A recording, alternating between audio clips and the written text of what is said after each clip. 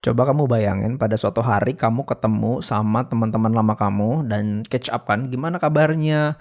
Yang satu cerita, oh ya gue bikin bisnis ini dan wow sukses. Mungkin ada lagi yang lain cerita, oh gue berkarir di sini dan sukses. Sedangkan kita, waduh ya mungkin masih struggle dengan keadaan dan waduh ya kumpul-kumpul model begitu pasti rasanya nggak enak, nggak pede. Mungkin kita cenderung menghindari model reuni seperti itu karena kita ngerasa wah kayaknya gue belum cukup sukses deh dibandingkan dengan teman-teman gue. Well, tenang dulu my friend ya. Kalau kamu sedang atau pernah ngalamin hal ini akan kita bahas ya. Oke, are you ready? Yuk kita bahas. Halo, saya Michael Handi, co-founder dari bobblebubble.com dan dosen praktisi bisnis di Prasmo. Dulu, waktu pertama kali membangun bisnis, saya mengalami banyak jatuh bangun. Gak tahu mau tanya siapa dan banyak bingungnya. Karena bisnis itu ternyata tidak semudah teori yang dipelajari di kuliah dan di buku. Podcast ini akan memberikan kamu strategi yang praktikal, tips dan trik sederhana mengenai bisnis dan digital marketing yang relevan dan langsung bisa diaplikasikan di bisnis yang sedang kamu kembangkan atau rencanakan. Sehingga kamu berani melangkah untuk mencapai kesuksesan yang kamu mimpikan.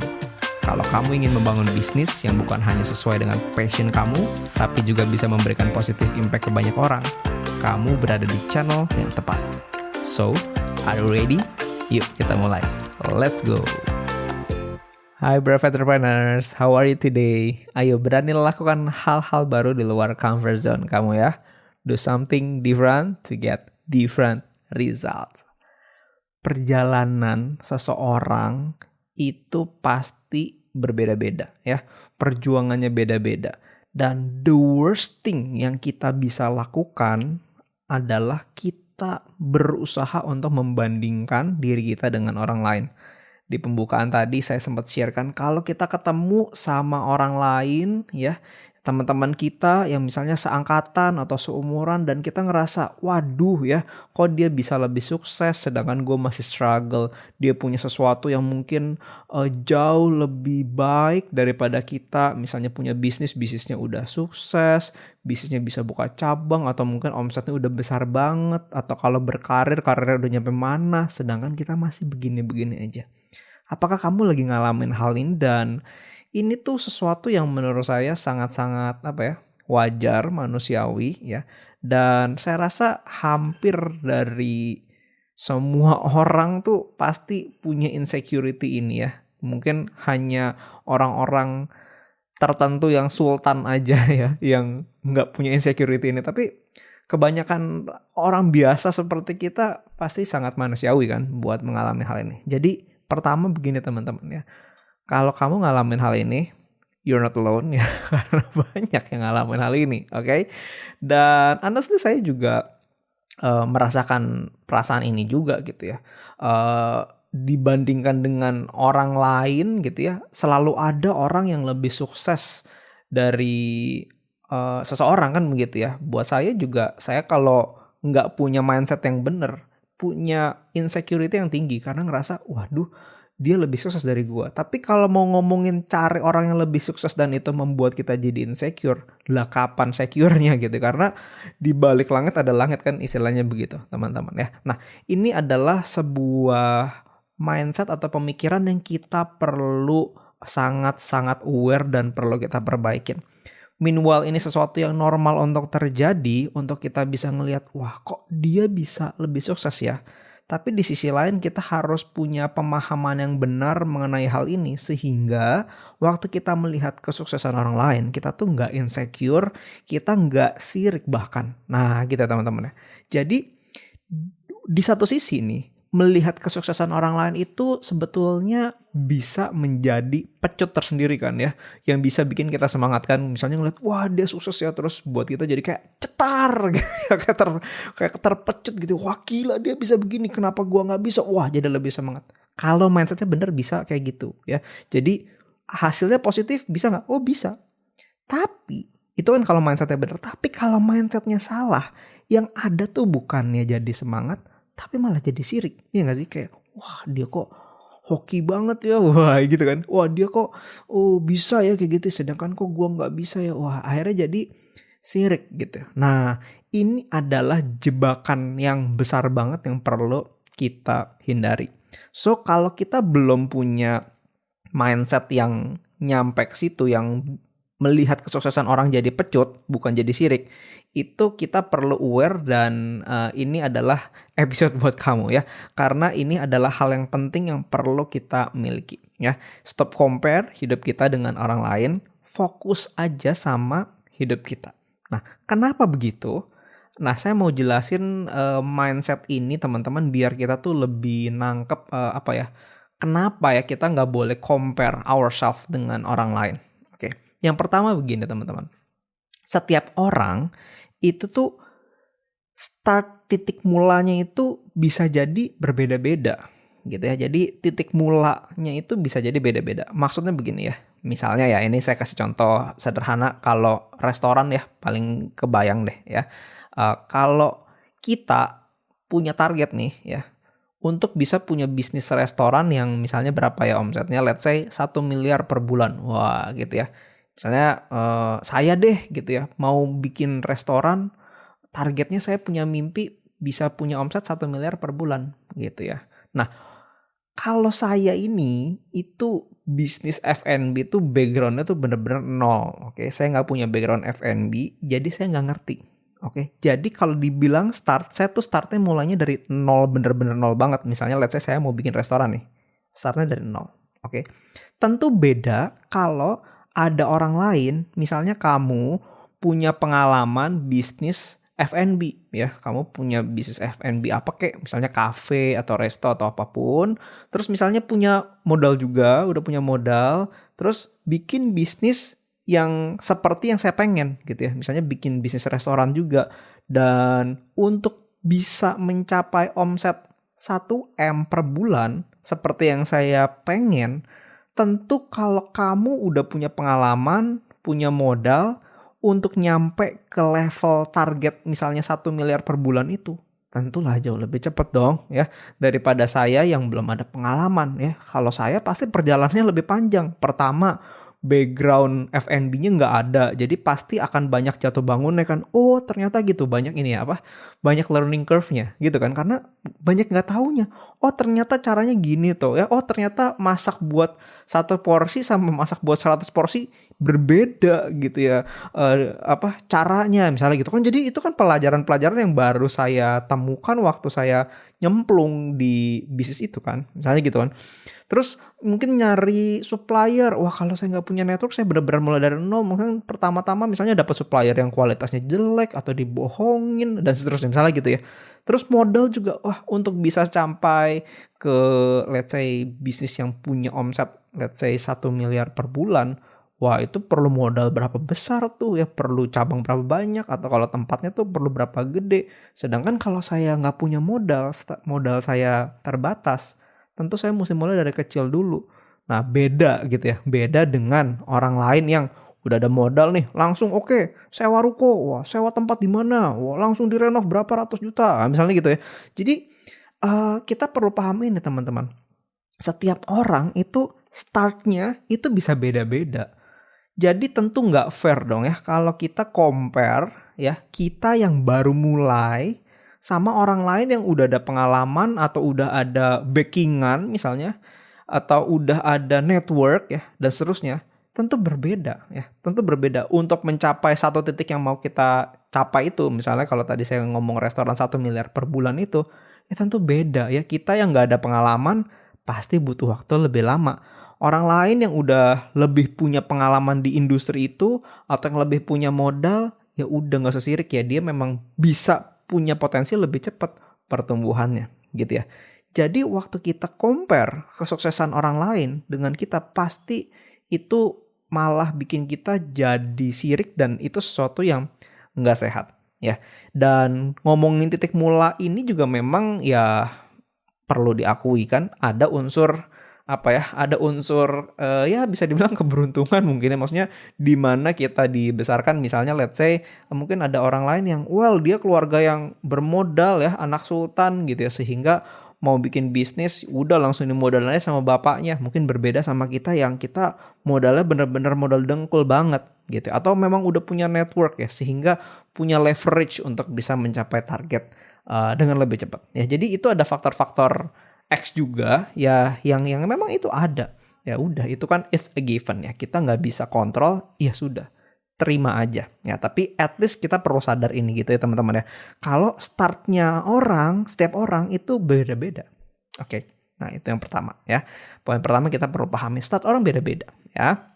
Yang kedua ada lagi nih, setiap orang itu juga bukan ngomongin startnya aja, tapi titik waktu mulainya juga beda-beda gitu ya. Jadi titik waktunya mulainya itu bisa beda-beda dong ya kapan mulainya ya. Misalnya kita melihat ada orang yang sukses ya, terus kita compare sama diri kita yang kayak masih nyangkul gitu ya, misalnya gitu masih struggle. Lah, cek dulu dong, dia ini yang kita envy ini gitu ya. Dia tuh menggeluti bisnisnya sampai udah sukses, sampai berhasil bisa sukses, itu butuh waktu berapa lama? Gimana dengan kita? Kita compare apple to apple nggak ya? Bisa jadi nggak apple to apple dalam arti gini, misalnya kita melihat ya, kita envy sama orang yang wah dia bisa sukses banget ya gitu. Sedangkan ya dia udah mungkin belasan tahun atau bahkan puluhan tahun pengalaman di industri itu, udah tahu luar dalam dari bisnis itu, ya jelas aja kalau sukses ya. Pengalaman udah banyak, ya ngerti industrinya, ya kalau dibandingin sama kita yang mungkin belum terlalu lama, misalnya baru beberapa bulan atau mungkin baru 1-2 tahun di industri tertentu yang kita coba gelutin, ya tentu skillnya ya berbeda ya. Jadi titik waktunya beda. Dia udah puluhan tahun atau si om itu udah puluhan tahun, kita baru bulanan hitungannya gitu ya, atau tahunan, ya jelas beda. Jadi kalau si om itu lebih sukses ya, ya itu sesuatu yang wajar karena pengalamannya udah jauh lebih banyak gitu ya teman-teman ya. Jadi titik waktunya kita perlu compare juga. Nah, dua hal inilah yang perlu kita sadari ya. Start orang beda-beda dan titik waktu mulainya juga beda-beda. Sehingga kalau kita mengerti ini, kita tuh perlu fokusnya dialihin rather than fokus sama progresnya orang lain ya. Kita harus fokusnya sama diri kita sendiri. Saya mau cerita nih tentang pengalaman saya lari ya. Jadi sejak pandemi ya, mulai tahun 2020-an awal ya, sebenarnya malah 2019 akhir tuh saya tuh somehow tuh suka lari ya. Singkat cerita saya mulai lari dari ya pendek-pendek lah, mungkin beberapa kilo gitu, dari 2-3 kilo. Akhirnya bisa lebih panjang 5 kilo, 7 kilo, akhirnya bisa 10 kilo dan long story short, beberapa waktu kemarin saya berhasil finish half marathon pertama saya 21 km. Nah, mungkin one day pengen ikut maraton yang 42 kilo, belum tahu juga ya, tapi ya let's see. Nah, anyway, ya ini saya belajar pengalaman yang menurut saya sangat-sangat berharga yang saya pengen share sama kamu. Gini, pengalaman lari ini ya buat saya tuh jadi pelajaran yang mahal. Karena gini, ini yang saya dapat ya. Kalau misalnya tadi kan saya contohnya pakai half marathon aja deh ya yang emang saya ikutin. Itu tuh ada yang kategorinya tuh profesional ya. Jadi yang ikut tuh emang atlet. Nah, tapi yang ikut itu, yang levelnya atlet itu di event yang saya ikut itu nggak banyak. Paling cuman belasan orang aja ya. Paling banyak juga 20-an orang. Jadi nggak banyak. Dan mayoritas yang ikut itu ada ribuan orang, mungkin yang ikut half marathon tuh bisa 2-3 ribu orang. Yang lain ada yang ikut 10K, ada yang ikut 5K gitu ya. Nah, itu bukan atlet semua. Rata-rata bukan atlet ya. Jadi amatir. Dan percayalah, mereka ini ribuan orang ini berlari bukan untuk cari medali. Termasuk saya juga ya. Ya saya sadar lah ya, orang amatir begini ya, gak mungkin atau sulit banget untuk saya bisa jadi nomor 1 yang paling cepat di antara ribuan pelari gitu ya. Jadi saya juga ya realistis juga gitu ya. Karena ya saya tahu kemampuan saya bukan pelari profesional, ya it is what it is, ya udah gitu. Tapi dan orang lain juga banyak yang kayak begitu kan. Maksudnya mikirnya bukan untuk jadi nomor 1 untuk dapat medali ya. Most of us begitu. Nah, tapi kenapa kalau udah tahu chance menangnya kecil ya, dari berapa ribu medali kan cuma 3 ya. Biasanya gitu kan, cuma top 3 aja, top 3 finishers dapat dapat medali yang apa masuk podium kan gitu ya. Tapi kenapa ya? Kok yang tetap ikut itu tetap banyak gitu ya. Banyak yang tetap ikut walaupun peluang menang untuk dapat podium finish itu sangat kecil. Nah, di sini saya belajar gini.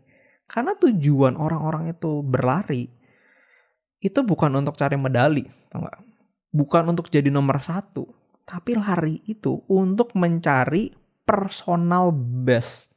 Ya, karena itu istri saya juga nanya kan kayak, kamu ngapain ikut lari gitu? Maksudnya kayak bayar kan ikut lari gitu kan bayarnya lumayan ya. Ini tergantung eventnya. Ada yang misalnya half marathonnya ada yang 500.000, ada yang 700.000, mungkin ada yang lebih gitu. Jadi bayar terus buat apa? Maksudnya istri saya bilang, kenapa kamu gak lari sendiri aja gitu? Tapi beda ya, maksudnya di dalam sebuah perlombaan itu atmosfernya beda dan ada catatan waktu yang resmi dari yang akurat dan resmi ya, dan itu yang dicari sebetulnya waktu ikut perlombaannya itu untuk mencari personal best ya. Jadi mencari waktu terbaik, rekor pribadi lah kira-kira begitu ya. Misalnya ada seseorang lagi lari, udah pernah lari half marathon misalnya, waktunya let's say 3 jam. Terus berikutnya dia daftar lagi di perlombaan yang lain ya, misalnya beberapa waktu kemudian, berapa bulan kemudian. Mungkin dia latihan dulu, dia persiapan ya. Dan percayalah model orang yang bisa finish 3 jam pasti nggak akan target podium finish dalam arti top 3 dong ya, karena kalau half marathon tuh paling cepat tuh bisa cuma sejam sekian, nggak mungkin dari 3 jam ke 1 jam, itu ya realistis juga. Tapi yang dia lakukan adalah gini kan, gimana caranya gue bisa lebih cepat dari 3 jam di next half marathon race gue. Nah kan point of view-nya akan seperti itu ya. Jadi dia persiapan latihan, misalnya dia targetnya oke sebelumnya 3 jam, sekarang gue mau bisa jadi lebih cepat, misalnya jadi 2 jam 45 menit. Nah misalnya gitu ya, jadi lebih cepat gitu. Tapi ada juga orang lain yang sebelumnya finishnya bahkan mungkin jauh lebih cepat ya, untuk menyelesaikan 21 kilo itu bisa misalnya selesainya 2 jam 15 menit. Wah gitu ya. Nah, tandanya berikutnya apa yang dia lakukan kalau dia mau ikut lagi, dia pengen dapat personal best lagi kan gitu. Wah, ini udah lumayan bagus nih. Gimana caranya misalnya dari 2 jam 15 menit jadi bisa finish di bawah 2 jam. Nah, misalnya gitu ya. Jadi itu yang terjadi ya. Dan dalam perlombaan lari itu yang saya lihat itu pesertanya tuh bervariasi banget ya. Tua, muda, berbagai kalangan itu banyak yang join, dan mungkin banyak juga yang pertama kali lari seperti saya, maksudnya pertama kali ikut lomba seperti saya, tapi tidak sedikit juga yang event lari tersebut adalah event lari ke 10 atau ke belasan atau mungkin puluhan ya. Jadi variasi banget, dan semuanya itu nggak ada yang pusing sebenarnya sama pencapaian orang lain. Kayak misalnya gitu, wah lu berapa? Oh tandanya gue mesti lebih kencang dari lu. Nggak mungkin lah ketemu di tempat tiba-tiba mau gitu, nggak mungkin. Karena semua orang mau ikut race, motivasinya adalah untuk mendapatkan personal best atau untuk bisa mengalahkan diri sendiri, bisa lari dengan finish lebih cepat daripada rekor sebelumnya. Kurang lebih begitu ya. Jadi fokusnya ya bisa dapetin personal best aja. Nah, sama seperti lomba lari ini teman-teman. Kita semua kan punya background yang beda-beda ya, ngantongin pengalaman yang beda-beda juga. Kalau fokusnya ngeliatin orang lain, yang ada adalah kita sirik tanpa akhir dong ya. Nah saya ingat tuh ya, waktu lagi ikut lomba lari si half marathon itu ya, waktu baru sepertiga race ya, sepertiga perjalanan, itu tuh saya lihat ada atlet, dalam arti yang ikut yang profesional itu. Ini saya baru sepertiga perjalanan nih ya. Itu si atlet-atlet itu tuh udah on the way balik menuju finish line di sisi jalan satunya ya. Dalam hati saya mikir gini, gile ya. Gue setengah jalan aja belum kelar, dia udah mau on the way ke finish line. Waduh ya. Terus ya itu kan terjadi kan. Kalau saya fokus ngeliatin orang lain, ya down lah gitu ya. Terus itu satu, oke lah pelari profesional ya atletnya. Terus dalam lari itu ya, dalam perlombaan lari itu, saya tentu membalap cukup banyak pelari ya, dan it felt so good ya. Kayak wah, gue kenceng juga nih larinya ya, karena bisa ngebalap orang lain. Oke. Tapi saya juga banyak dibalap sama orang lain. Jadi saya ada ngebalap orang, saya juga banyak dibalap orang lain. Yang waktu saya dibalap itu kan saya mikir gini, waduh canggih juga nih orang, wah gitu ya, kencang juga nih larinya kan gitu ya. Jadi mikirnya gitu ya. Dan ini ada satu hal yang bener-bener bikin harga diri saya tuh tercabik-cabik, tau gak ya? Waktu saya dibalap sama tante-tante. Oh my god. With due respect ya. Tapi gue cowok dan relatif masih muda dibalap sama tante-tante. Aduh ya, itu rasanya ampun ya, itu harga diri saya itu kelihatannya kayak udah hancur berkeping-keping. Tapi buat saya itu jadi pelajaran tersendiri ya.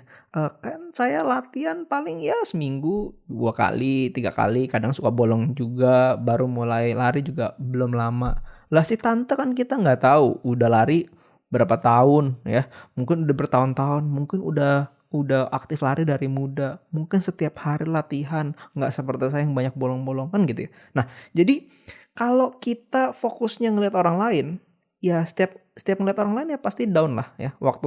Kalau buat saya waktu saya ngeliat orang lain dan orang lain itu ngebalap saya gitu ya. Kalau saya nggak punya mindset yang bener kan, yang ada saya kayak wah kok dia lari lebih cepat dari gua, kayaknya gua gagal deh. Ya udah, stop aja deh apa ya.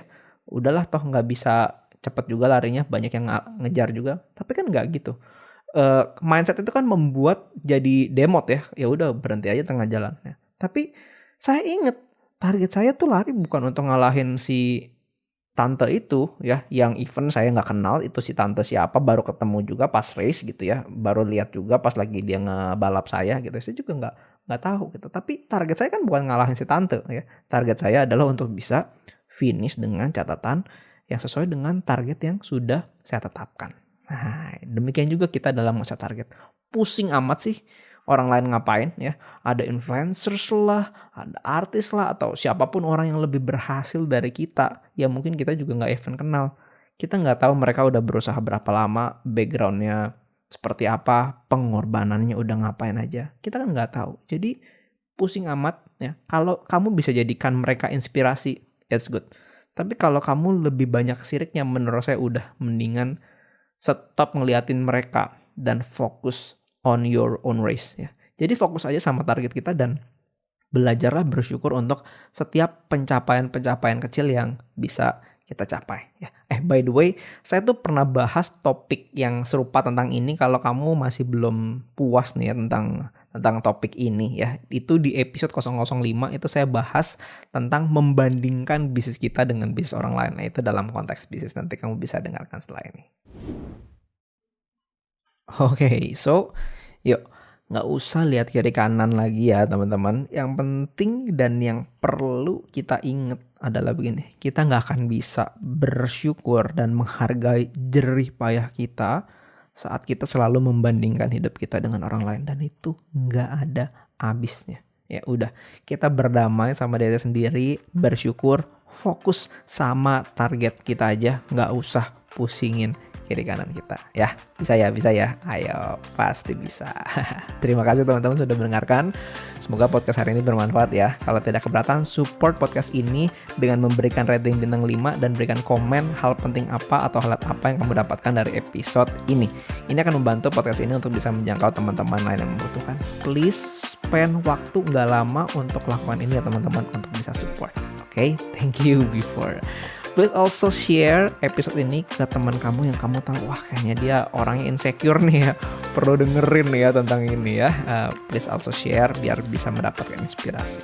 Yuk berani melangkah untuk bisa mencapai kesuksesan yang kamu mimpikan. Sampai ketemu di episode selanjutnya ya. But for now, take care.